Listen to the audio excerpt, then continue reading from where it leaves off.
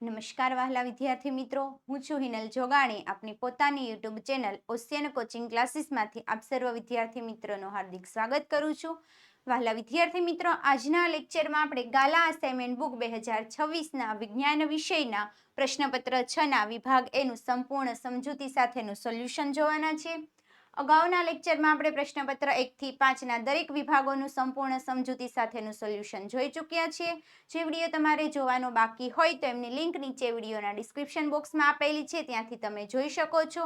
ઉપરાંત જો ગાલા assignment book છે એ તમારે ઘરે બેઠા પણ પ્રાપ્ત કરવી હોય તો આ અસાઇનમેન્ટ બુક મેળવવા માટેની લિંક પણ નીચે વિડીયોના ડિસ્ક્રિપ્શન બોક્સમાં આપેલી છે, અથવા તો અહીં આપેલી વેબસાઇટ www.navnitstore.com પરથી પણ તમે અસાઇનમેન્ટ બુક ઘરે બેઠા પ્રાપ્ત કરી શકો છો.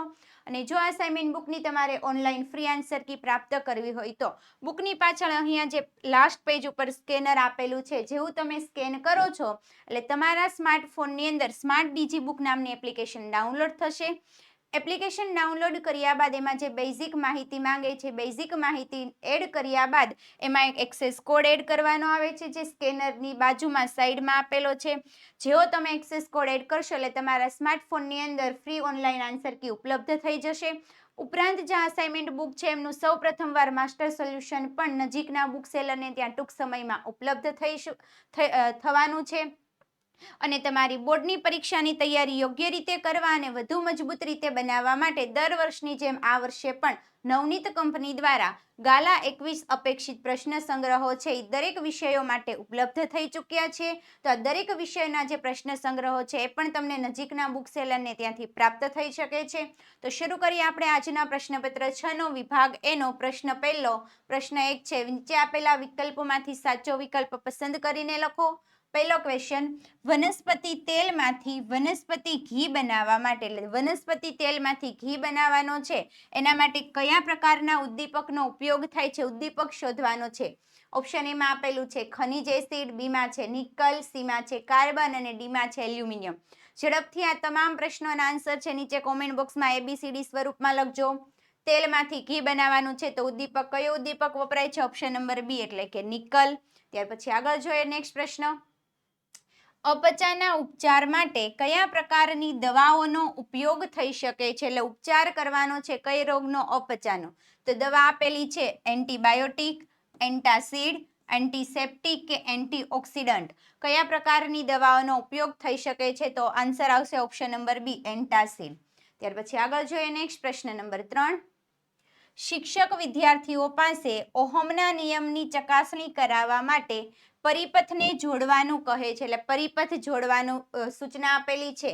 તો એક વિદ્યાર્થી છે નીચે પ્રમાણેનો પરિપથ જોડે છે. નીચે પ્રમાણે એટલે અહીંયા આપણને આકૃતિમાં જે પરિપથ દર્શાવેલો છે એ જોડે છે. વોલ્ટમીટર, એમીટર, અવરોધ છે, વિદ્યુત બેટરી છે, અલગ અલગ રીતે જોડે છે. શિક્ષક કહે છે કે જે પરિપથ જોડેલો છે એમની અંદર એક ઘટક છે યોગ્ય રીતે જોડાયેલો નથી, એટલે અહીંયા જે જુદા જુદા ઘટકો જોડાયેલા છે એમાંથી એક ઘટક છે એ ખોટો જોડેલો છે. તો ઘટક કયો હશે? વોલ્ટમીટર, અવરોધ, એમીટર કે બેટરી. આ ચારમાંથી કયો ઘટક ખોટો જોડેલો છે? વોલ્ટમીટર, એમીટર, અવરોધ કે બેટરી. તો કયો ખોટો જોડેલો છે? ઓપ્શન નંબર સી એટલે કે એમીટર છે એ ખોટો જોડેલો છે. એમીટર સમાંતરમાં જો નહીં આવે, ક્યાં આવશે? શ્રેણીમાં આવે છે. આગળ જોઈએ નેક્સ્ટ પ્રશ્ન. મૂત્રપિંડના કયા ભાગમાં રુધિરના ગાળણની ક્રિયા થાય છે? એટલે રુધિર ગળાવાની ક્રિયા. બાઉમેનની કોથળી, મૂત્રપિંડ નલિકાનો ઉચલામય ભાગ, સંગ્રહણ નલિકા કે રુધિર કેશિકા ગુચ્છ. રુધિરનું ગાળણ ક્યાં થાય છે? ઓપ્શન નંબર એ એટલે કે બાઉમેનની કોથળીમાં, સૌથી આગળ જે ગુચલામય ભાગ હોય છે એમની અંદર. ત્યાર પછી આગળ જોઈએ નેક્સ્ટ. નીચેનામાંથી શાના વડે રચાતા પ્રતિબિંબ હંમેશા આભાસી જ હોય છે? એટલે પ્રતિબિંબ લેવાનું છે આભાસી. ઓપ્શન આપેલો છે અંતર્ગોળ અરીસો અને બહિર્ગોળ લેન્સ. ઓપ્શન બી માં છે બહિર્ગોળ અરીસો અને અંતર્ગોળ લેન્સ. સી માં આપેલું છે અંતર્ગોળ અરીસો અને અંતર્ગોળ લેન્સ, અને ઓપ્શન ડી માં છે બહિર્ગોળ અરીસો અને બહિર્ગોળ લેન્સ. આમાંથી કયા પ્રકારનો અરીસો અને કયો લેન્સ વાપરીએ તો હંમેશા પ્રતિબિંબ છે એ આપણને આભાસી જ મળે છે? તો કયો આન્સર આવી શકે છે? ઓપ્શન નંબર બી એટલે કે બહિર્ગોળ અરીસો હોય અને અંતર્ગોળ લેન્સ હોય તો બંનેમાં બહિર્ગોળ અરીસો અને અંતર્ગોળ લેન્સ હંમેશા વાપરીએ તો આપણને પ્રતિબિંબ આભાસી પ્રાપ્ત થાય છે. આગળ જોઈએ નેક્સ્ટ પ્રશ્ન. વાતાવરણને લીધે કયા રંગના પ્રકાશનું સૌથી વધારે પ્રકિરણન થાય છે, એટલે સૌથી વધારે જોવાનું છે? વાદળી, લાલ, પીળા કે લીલા? કયો આન્સર આવી શકે છે? સૌથી વધુ પૂછેલું છે તો ઓપ્શન નંબર એ લાલ, સોરી વાદળી. અને લાલનું પૂછ્યું હોય તો કેવું આવશે? સૌથી ઓછું પ્રકિરણન. સૌથી વધુ પૂછે તો વાદળી અને ઓછું પૂછે તો લાલ. આગળ જોઈએ નેક્સ્ટ પ્રશ્ન. આગળ વધતા પહેલા વહાલા વિદ્યાર્થી મિત્રો, ધોરણ 10ના તમામ વિદ્યાર્થીઓ માટે ટૂંક સમયમાં જ બોર્ડની પરીક્ષાની યોગ્ય તૈયારી કરવા માટે અને પરીક્ષામાં સારા માર્ક્સ મેળવવા માટે ઓશિયન કોચિંગ ક્લાસીસ દ્વારા આઈએમપી બેચ 2026 લોન્ચ કરવામાં આવેલી છે, જેમાં એક સબ્જેક્ટની કિંમત છે માત્ર ને માત્ર 399 રૂપિયા. આ બેચમાં કયા કયા પ્રકારની વિશેષતા રહેલી છે? તો બોર્ડની બ્લુપ્રિન્ટ મુજબ તૈયાર કરેલ તમામ પ્રશ્નો હશે, જેના લાઈવ લેક્ચર અને રેકોર્ડેડ લેક્ચર તમને પ્રાપ્ત થઈ શકે છે. ઉપરાંત આકર્ષક પ્રેઝન્ટેશનની સાથે સમજૂતી પણ મળે છે. આ ઉપરાંત તમારા કોઈ પણ પ્રશ્નોનું ડાઉટ હશે તો ડાઉટ સોલ્વિંગ ક્લાસ રાખેલા છે. ઉપરાંત તમને વોટ્સઅપ સપોર્ટ પણ પ્રાપ્ત થાય છે અને જે બોર્ડના લાસ્ટ યરના જે ક્વેશ્ચન પેપર છે એમનું પણ સંપૂર્ણ સમજૂતી સાથેનું સોલ્યુશન પ્રાપ્ત થઈ શકે છે. તો આ બેચની વધારે માહિતી મેળવવા માટે 7046222254 પર કોન્ટેક્ટ કરી શકો છો. આગળ જોઈએ નેક્સ્ટ પ્રશ્ન. પ્રશ્ન નંબર 2, ખાલી જગ્યા. આલ્કોહોલ અને કાર્બોક્સિલિક એસિડની સાંદ્ર H2SO4 ની હાજરીમાં થતી પ્રક્રિયા. પ્રક્રિયામાં કોની હાજરીમાં છે? તો સાંદ્ર H2SO4. કયા કયા પદાર્થની? આલ્કોહોલ અને કાર્બોક્સિલિક એસિડ, એટલે ઓઇક એસિડ અને ઓલની પ્રક્રિયા કરવાની છે. H2SO4 એટલે એસિડની હાજરીમાં પ્રક્રિયા કરીએ તો એ પ્રક્રિયાને શું કહેવાય? યોગશીલ પ્રક્રિયા. ત્યાર પછી આપેલું છે એસ્ટરીકરણની પ્રક્રિયા અને સાબુનીકરણ. આ ત્રણમાંથી કઈ પ્રક્રિયા તરીકે ઓળખવામાં આવે છે? તમારો આન્સર તમારે નીચે કોમેન્ટ બોક્સમાં 1, 2 અને 3 સ્વરૂપે લખવાનો છે. તો કયો આન્સર આવી શકે છે? ઓપ્શન નંબર 2 એટલે કે એસ્ટરીકરણની પ્રક્રિયા તરીકે ઓળખવામાં આવે છે. કારણ કે બંને વચ્ચે પ્રક્રિયા કરાવીએ છીએ એટલે આપણને નિપજમાં એસ્ટર પ્રાપ્ત થાય છે. ત્યાર પછી આગળ જોઈએ, વિદ્યુત ભારનો એસઆઈ એકમ શોધવાનો છે. વિદ્યુત ભારનો એસઆઈ એકમ એમ્પિયર.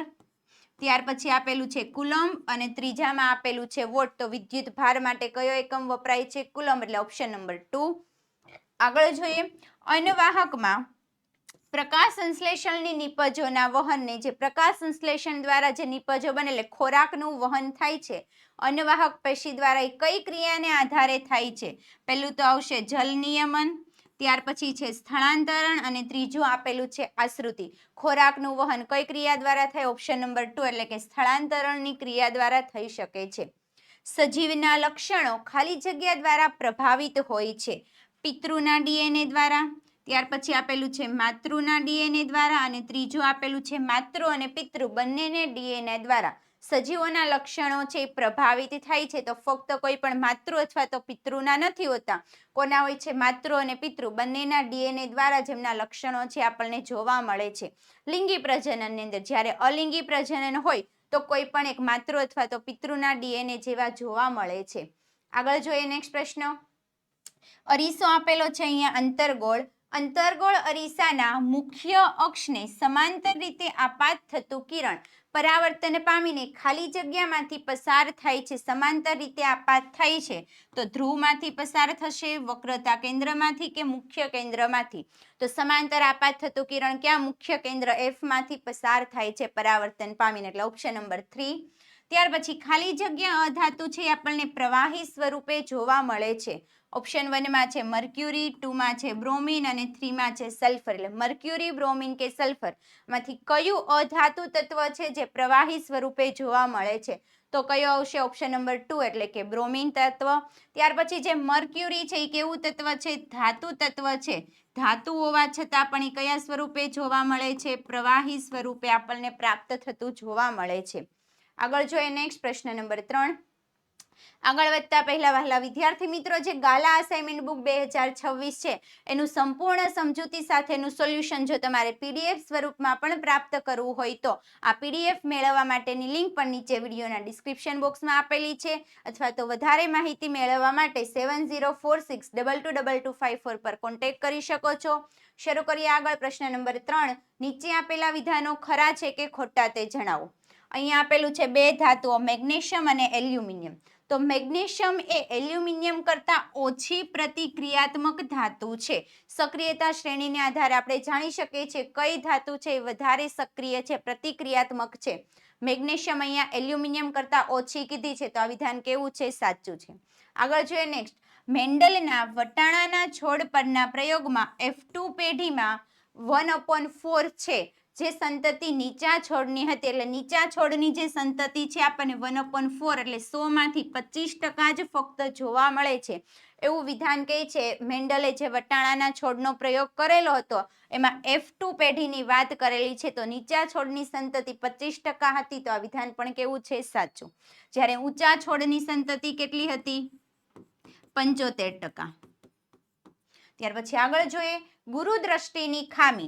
ખામી આપેલી છે આપણને ગુરુદ્રષ્ટિ, જેમાં આંખનો લેન્સ છે એ જરૂરિયાત મુજબ પાતળો થઈ શકતો નથી કીધેલું છે.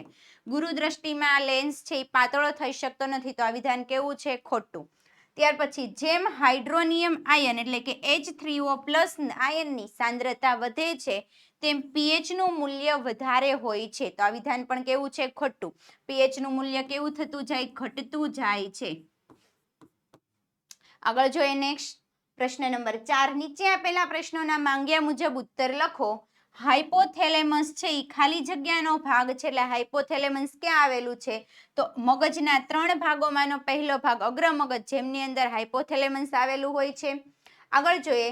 મેન્ડલેના વટાણાના છોડના પ્રયોગ સંદર્ભે ગોળાકાર બીજ ધરાવતા ઊંચા છોડનું ખરબચડા બીજ ધરાવતા નીચા છોડ સાથે જો સંકરણ કરાવવામાં આવે તો પ્રાપ્ત થતી સંતતિ એટલે આપણને જે બાળ સજીવો મળે છે એ કેવા પ્રકારની હોય છે?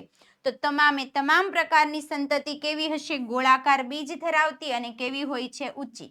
આ પરથી ખબર પડે છે કે ગોળાકાર બીજ અને ઊંચું લક્ષણ છે એ કેવું લક્ષણ છે? પ્રભાવી જોવા મળે છે. આગળ જોઈએ નેક્સ્ટ પ્રશ્ન.